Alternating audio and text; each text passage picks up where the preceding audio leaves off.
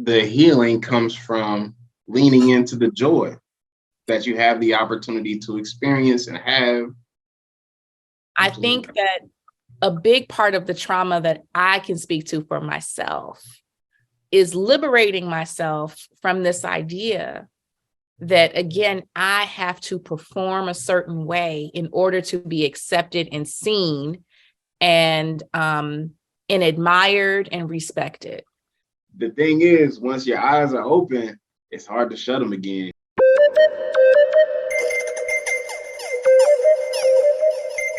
So salutations, everybody. My name is Ernest Comer III, and welcome to the Pancakes from Scratch podcast, where I check in with good people doing good things for good conversation. Today, I have my good friend, Dara Beevas, with us. Big shout out to you, sis. How's everything going? Everything is wonderful. Honestly, I can't complain about a single thing. Perfect. Well, we in the right place then. It has been an incredible week, having some awesome conversations all week long. And so I'm feeling really good about today, just wrapping up some great conversations, a week of great conversations. So thank you so much for being part of this. I really appreciate you.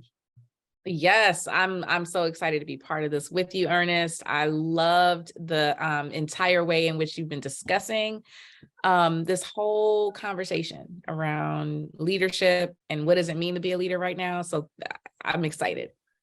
Yes, indeed. Wonderful. Okay, so how I want to just frame up our conversation, or really root our conversation today, is around this idea of reflecting on some of your biggest challenges, or maybe what you would consider your greatest challenge, and how does it stand out in terms of the way it shaped who you've become. So I'll leave you with that. What's one of your greatest challenges, and how did it shape who you've become? Okay, so let me just start with, I am an empath. Meaning, I tend to absorb the feelings of the people around me and the environments that I am in. When I was a little kid, they called it being very sensitive, meaning, someone was crying, I would immediately internalize those feelings and start like sobbing with them. I'm just a big feeler. And what I will say is that has been a double-edged sword for me. So a big challenge for me is feeling my feelings and relating to other folks, and I serve from a space of understanding what my clients need, what my community needs, all those things. But the biggest challenge for me is carving out some sacred space for myself where I'm not holding the heaviness of other folks. I'm not holding the heaviness of society, like what you just said, society's gonna do what society's gonna. I have to make sure that I am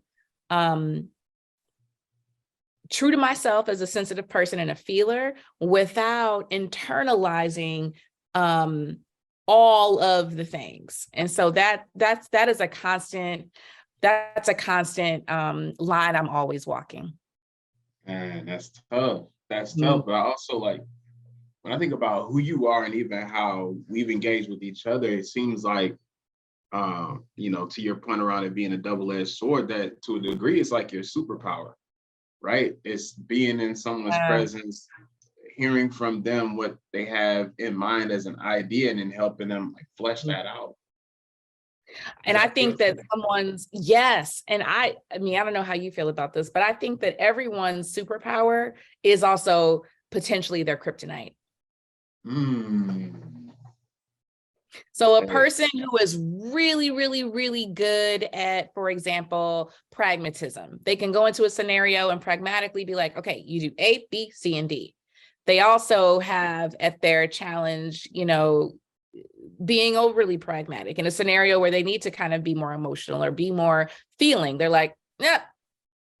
It's nothing. Nah. You got it. Do it.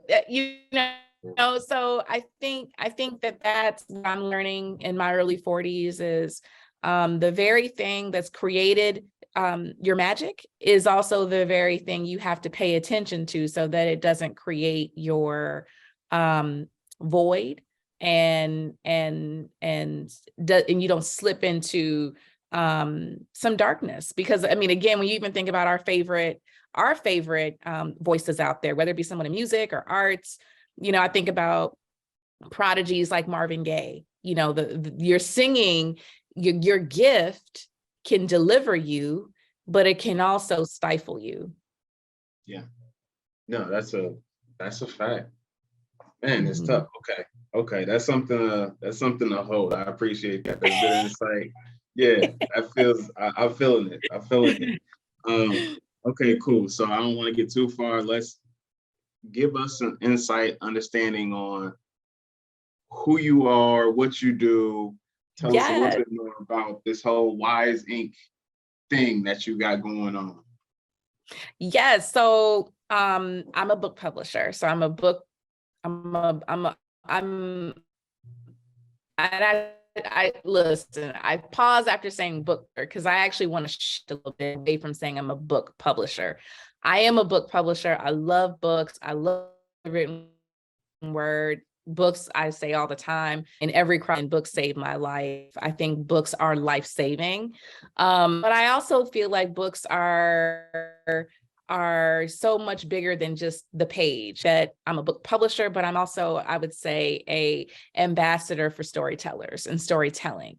I'm an evangelist for authors and content creators and people who are moved and called to purpose. I get to support those people. So I'm incredibly blessed to do the work that I get to do. The name Wise Ink, going kind of back to what you were asking, Wise Ink comes from my personal belief that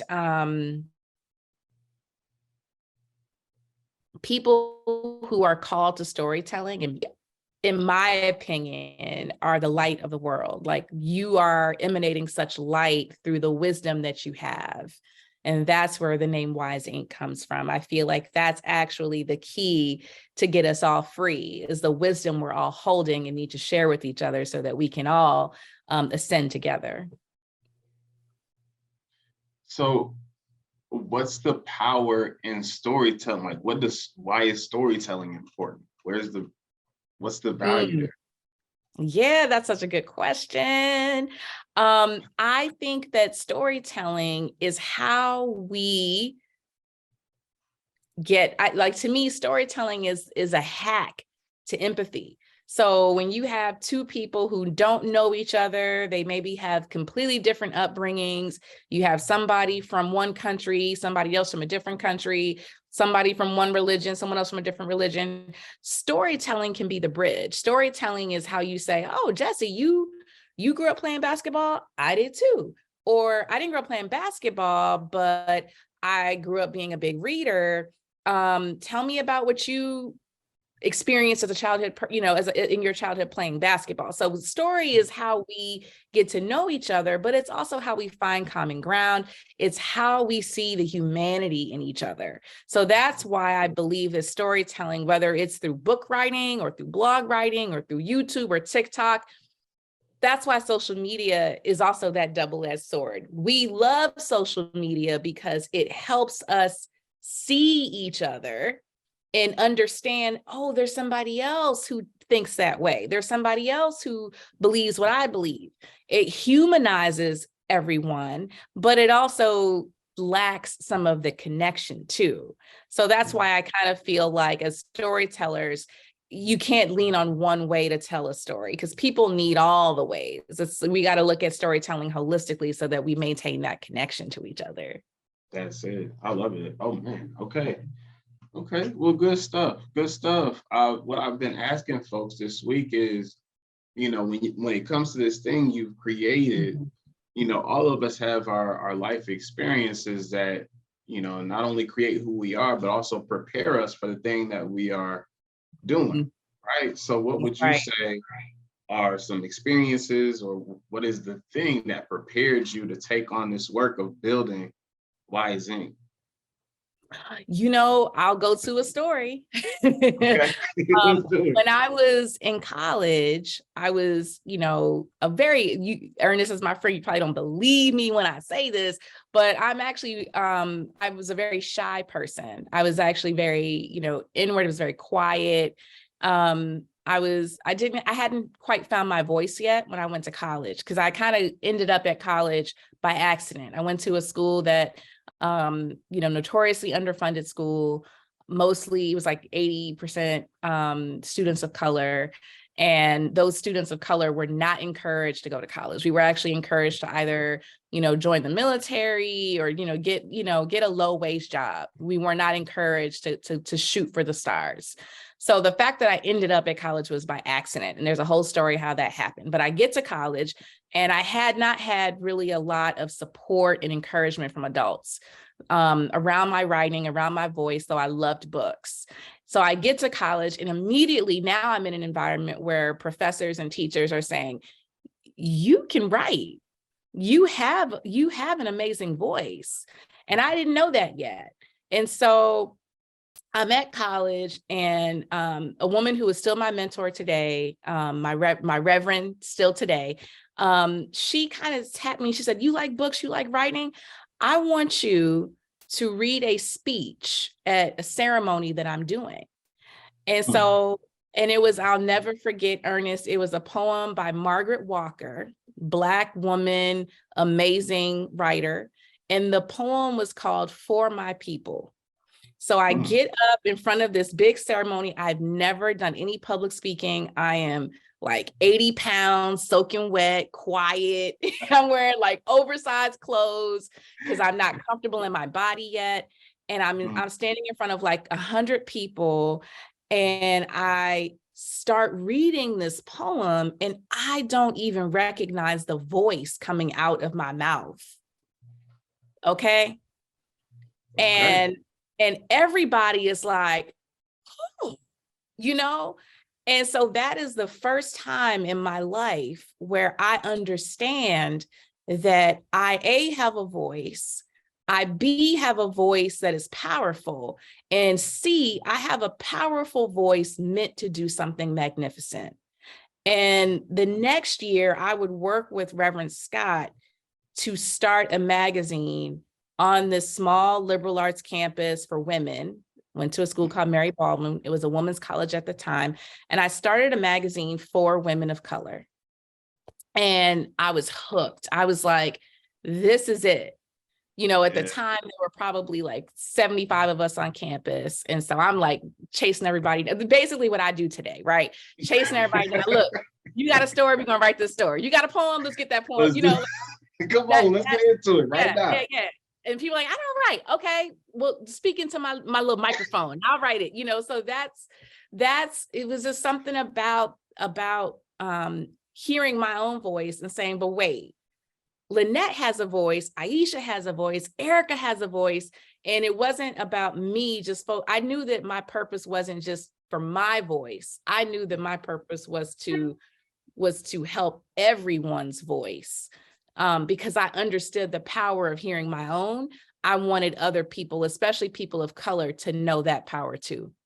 Man, it's so powerful when we have people in our lives who put us in positions that we don't expect to be in, or present opportunities for us to step into the reality of who we are. I remember actually, and one of my favorite professors when I was in school, Professor Pamela Fletcher. And Professor Fletcher, this was African American lit. She wasn't playing. Okay, she wasn't playing. I got in that class. I love Professor Fletcher already. And I said, you know what? I said to myself, I'm a good writer.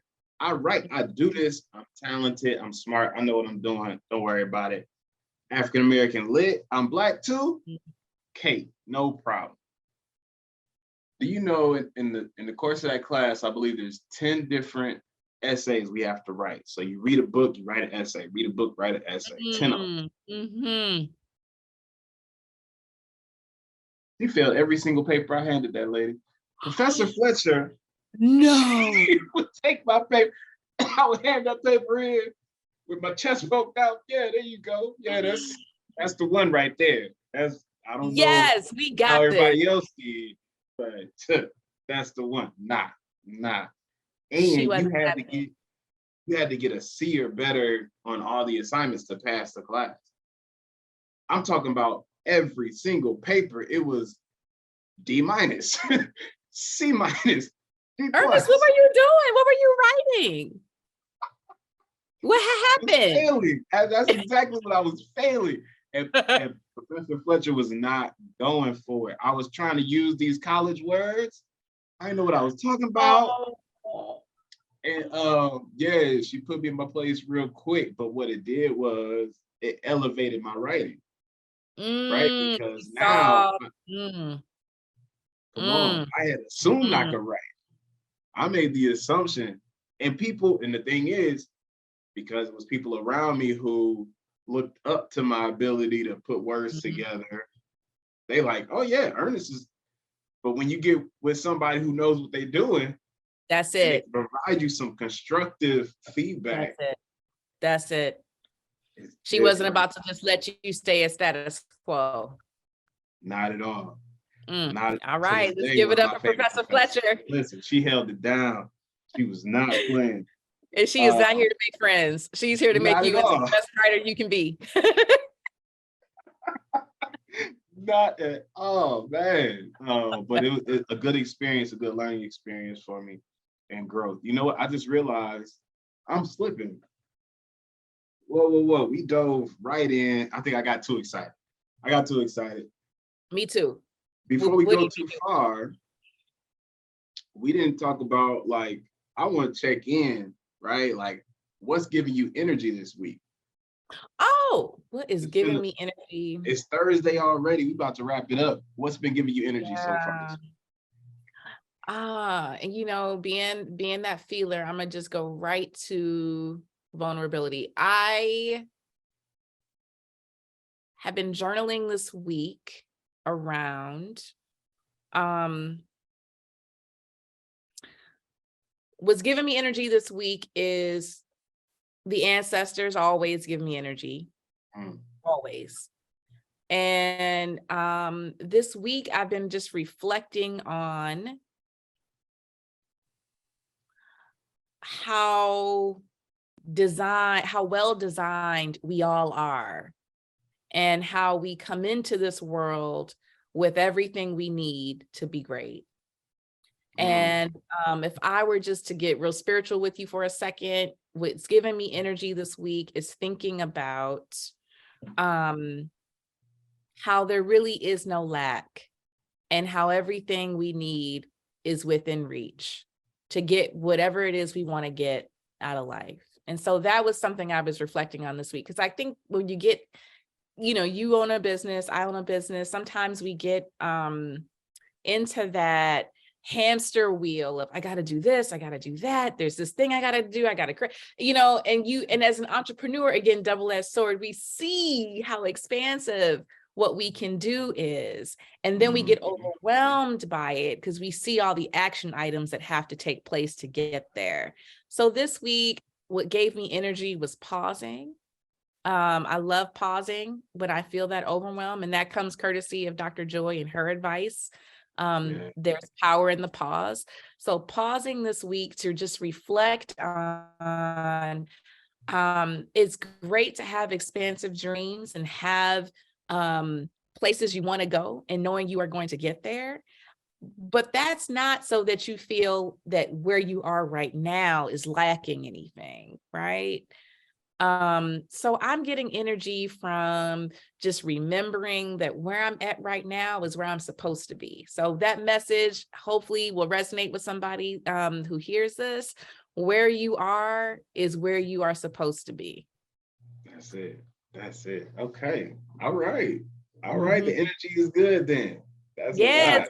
it's good. It's great. Listen, because in this whole world of entrepreneurship, like you said, that hamster wheel ain't no joke. You can get into it and man, you get soaked in it and just wrapped up. So it's good to take those moments to pause, Absolutely. reflect, find some restorative activity, get yourself back to Yeah, center. That's that's powerful. right. Because Um, building is what we do. Building is what we do. Like creating is what we do. Expanding is what we do. So we just need to remember that we're building because that's our gift. It's mm, not because what we have isn't well built or where we're at is mm, incomplete.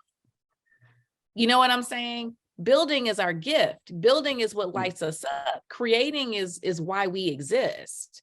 So I think sometimes society says, because it wants us to keep consuming and buying, you don't have enough. You're not building quick enough. You're not going far mm, enough, right?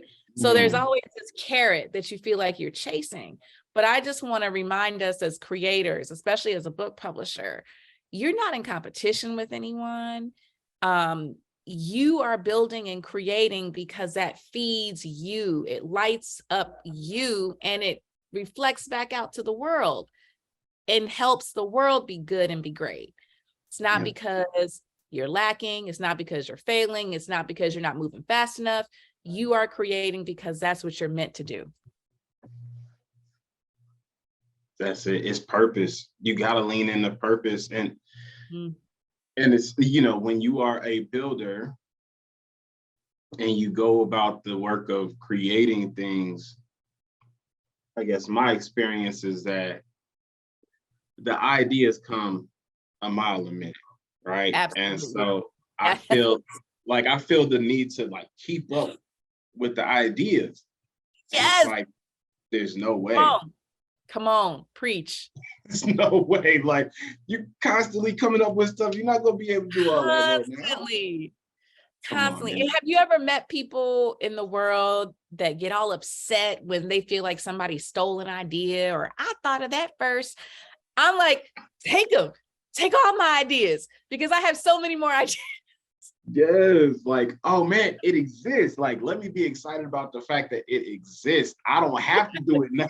Now I don't have to do it. Yes, it's like whack-a-mole. I hit that idea, another one pops up. Man, it goes like that. Okay. Okay. So um you've done a lot of things. You have an extensive career. We're not gonna get into your resume. I won't stress nobody out. You big people out here. Okay. So the question I have though is there an experience in your professional life and your career that you would say you're most grateful for? Mm. I'm most grateful for being able to see how who I call like the called, you're one of the called people Mm, who I feel are called to do something monumental in this life to empower and put out good.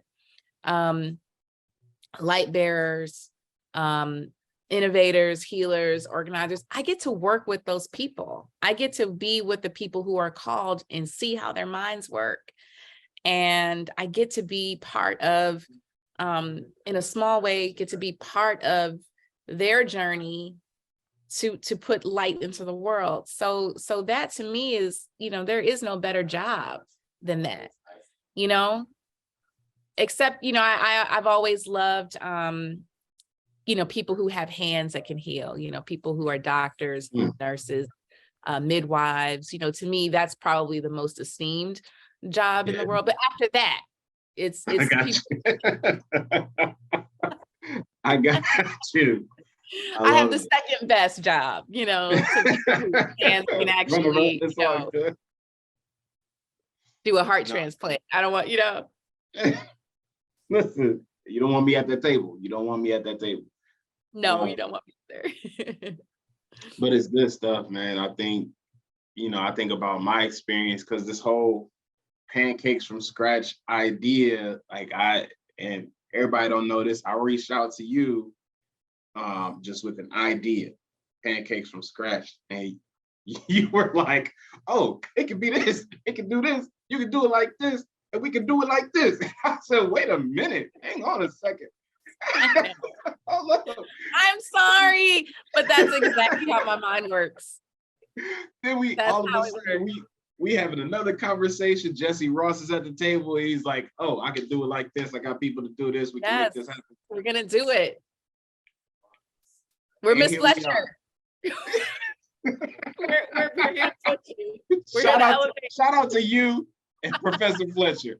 Shout out to Yeah. y'all, man, because this is really it's truly has pushed me to lean into the idea of bringing stories and really putting a light on stories that exist in the community so people can see and learn from and be inspired by Yeah. the genius that Right? exists all around us. And That's it's been a super powerful experience. So I want to let you know I appreciate that. I don't take it lightly. And it's been just an incredible journey already. Like we just getting started. I know. Just That's the getting thing. started. I think here's what, Ernest, I think the thing that I would want anyone who is sitting with an idea that is like to create something, I want people to know that their idea is not just for themselves. So when you were sharing the pancakes from scratch, I am thinking this will be great for Ernest, but I'm selfishly also saying this will be great for me. And here's what I think I would want to hear. Here's how I feel like this would serve me, people I know, people, and so that's the beauty of working with someone who is called, right? Like you get to see how their mind is masterfully designing something that will be for the good of everyone. And then you get to say, and it's just such a beautiful, yeah. So thank you for sharing it with me. No, absolutely, man. So and when I think about sort of the birthplace of the idea, okay, I'll tell everybody about this. So first of all, tell your secret, keep it to yourself, don't tell nobody else. All right. As a kid, one of my favorite foods was French toast. Okay. Oh, I Now love that. we're gonna hold that. Yeah. Everybody don't need to know it was French toast. But as a Why kid, are we doing French toast from scratch? Listen, okay, all right, just hang on, follow me now. That's all right. I love French toast, and like every day I'll be at my mom's head. Mom, can we do French toast? Can you hook up some French toast? She every once in a while she hook it up, but more often than not, she'd be like, "Oh no, it takes so much time, it's so complicated, all the ingredients. Yes. I don't really have time." My mama taught me how to make French toast. I said, "Mom, if you don't give me some eggs and bread, what are we talking about? This is not complicated. Why did you do this to me all these years?" Right. So, long story longer, her grandkids come along, right? So I have two children, my son Tristan, my daughter Harper. Oh. Every once in a while, they go visit Nana. Yep. And now, all of a sudden, my mom got all the time in the world to make pancakes from scratch. Yes, she does. Wait a minute. We talking about flour and sugar and baking. I know you did not put me through what you put me through. Yep. And now you make it so it's a little vindictive, but that's why that pancakes from scratch. I'm like, nah, it's gonna be pancakes from scratch. That's what we do. Oh, Mrs. Comer.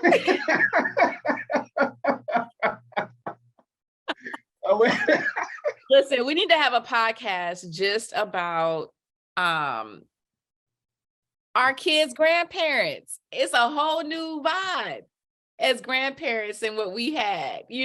I'm with you on that. I'm with you on that. They be new people. I don't know where this person came from. So brand new. Mom, Nana, two different people. It's all good though. But I will say this. There's something at the intersection of food and culture and our capacity to create. And so I want to continue to explore that space of like, yeah, the creativity that comes into food, and then the experience of culture. Like, because when I think about French toast, it wasn't just because French toast is tasty, like, yeah, great, but it was the whole experience. I'm smelling, Yeah. I'm watching, and Yes.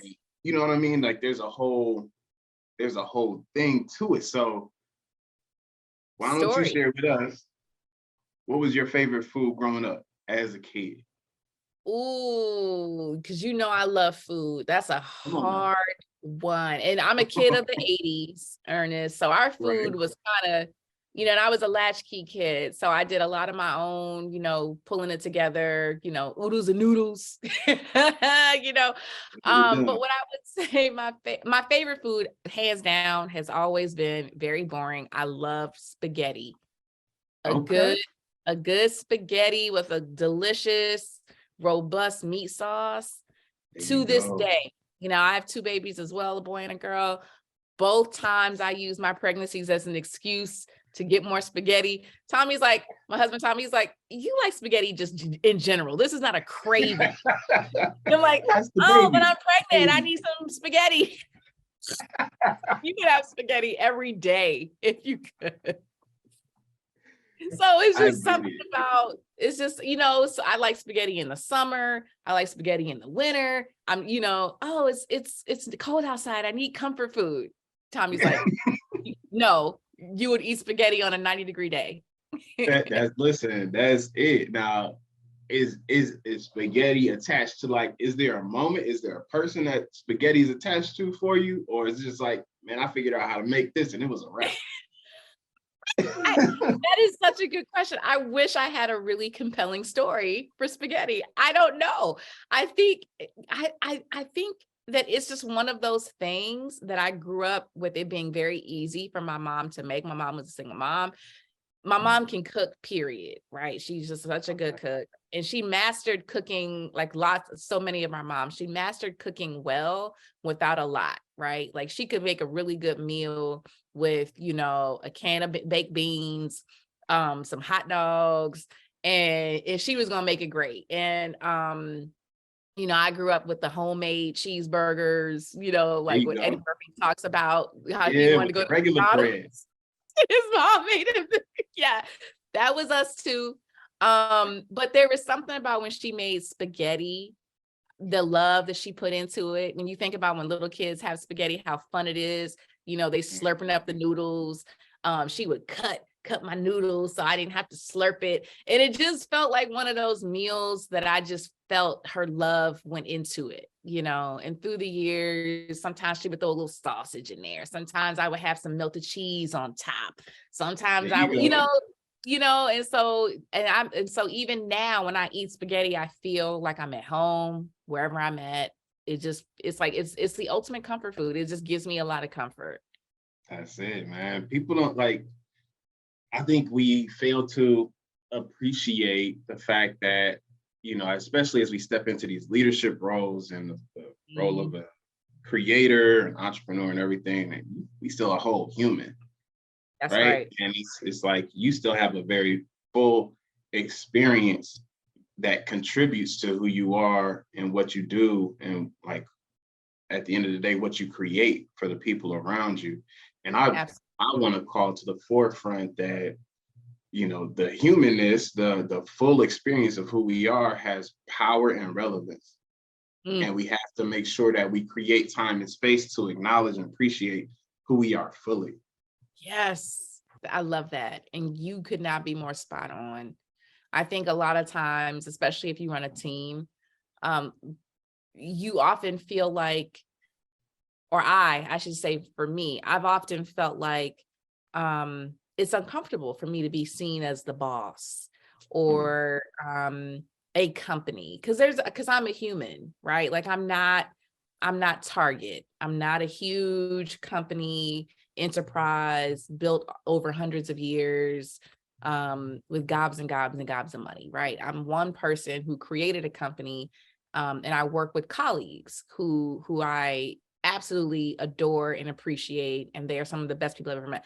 And I think culturally, when you're a leader, when you're a boss, you lose some of your relatability. And I think it's hard sometimes for teams to see the founder or the CEO as a full human, a person who eats spaghetti, who, wears slippers all day on their Zoom calls. We're multifaceted, holistic people.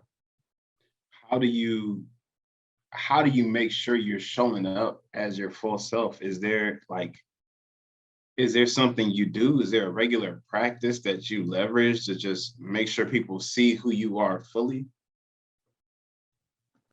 I've stepped away from focusing on how people see me. And I think that might be because I'm in my 40s now. I did spend a lot of time in my 20s and 30s very focused on how do people view me? Am I being seen as responsible? Am I being seen as talented? Am I being seen as fill in the blank, right? Now where I'm at, I am grounded not in how I want people to see me. I'm grounded in what I need to be well and have peace. And I think that modeling that for my team is better than hoping that they see me as a full human. I think the best way for them to know that they should be grounded in who they want to be and what they want to get out of life and be their full selves is to see me doing that for myself, right? So, the practices that I hold on to, I've talked about the ancestors. I pay homage to ancestors of mine and of us every day, calling out their names and honoring what they did and what they poured into the world that I'm living in now, using what they did to get me where I'm going. So I gratitude is one practice that I call on all the time. And then as a Black American, in this society at this time where we're all doing our best to not, I think, be pulled into dark places and spaces, I am centering joy, my joy. What do I need to have joy? What do I need to hold joy? What do I need to feast on joy? Because that is what I think Black people are conditioned to not be grounded in. We're conditioned to believe that suffering is innate to our story. And I think even as founders, there's something about just capitalism, not even being just Black, but having a business. Name a founder who didn't talk about how he started in his garage and how hard it was. And, we're so steeped in a story around, even as entrepreneurs, how it has to be hard. I think that we need to reframe that narrative.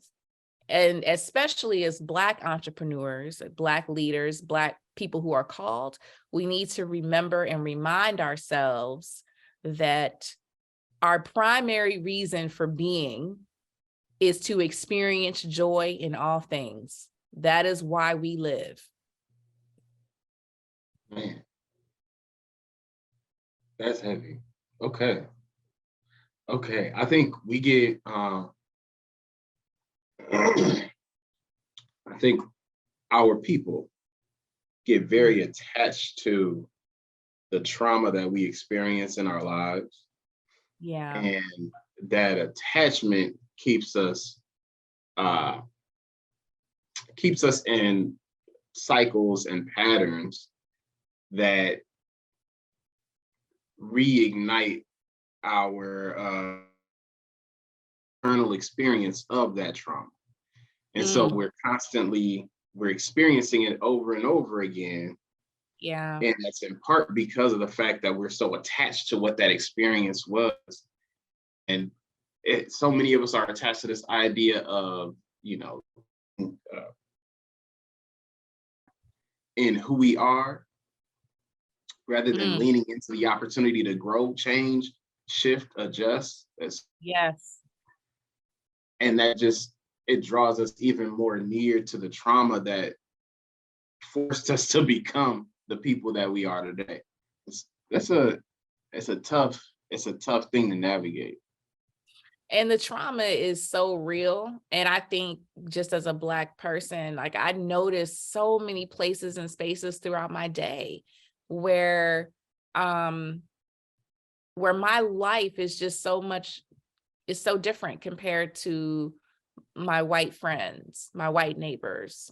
When I drive through a neighborhood and I'm seeing families walking in the rain, and you can tell that they're struggling and they're having a hard time.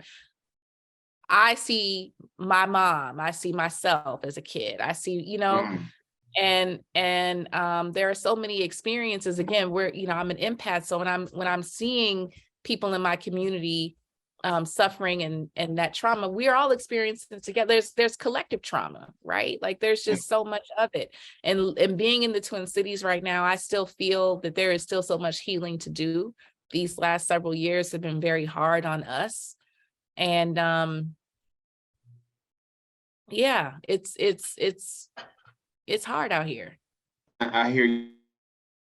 The healing comes from leaning into the joy that you have the opportunity to experience and have, and making that an intentional part of life, That's so right. that you separate from the trauma and you lean into the groundedness of who you are, the joy and the experience that you have. And then, like, the reality of it is become you become lighter because you're detached from the That's right. comfort of that trauma. That's right. I think when I think about what it was like to be a Black girl, I was sharing this with my husband recently.